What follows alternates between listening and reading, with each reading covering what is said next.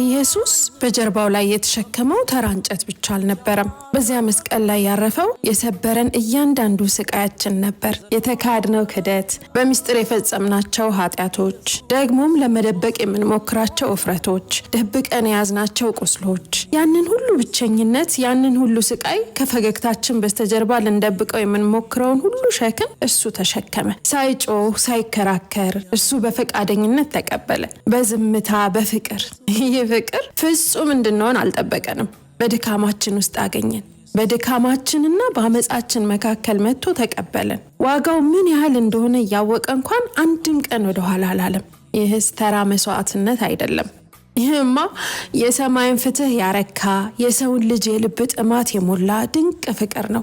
ከምንሰጠው በላይ በምትጠይቅ ዓለም ውስጥ ስንኖር ኢየሱስ ግን መቼም ልንከፍለው የማንችለውን ዋጋ ከፈለ። ይህን ያደረገው እኛን ለማሳፈር ሳይሆን እኛን ነፃ ለማውጣት ነው። ከባድ የሆነውን ሸክም ከትከሻችን ላይ አንስቶ በራሱ ላይ ጫነ። ነገርን ሁሉ የሚለውጥ ፍቅር ይሄ ነው። የሚያድን ብቻ ሳይሆን የሚደግፈንና የሚያድሰን፣ እንዲያውም ወዳጅ ብሎ የሚጠራን። ስለዚህ ሕይወት ሲከብድህ፣ ጸጋው የራቀ ሲመስልህ፣ ተስፋም ሲደበዝዝ ይህንን አስታውስ። ኢየሱስ ቀድሞ ሸክምህን ተሸክሞታል። ይህንም ያደረገው ስላንተ፣ ስላንቺ፣ ስለኔ ነው። መልካም ቀን።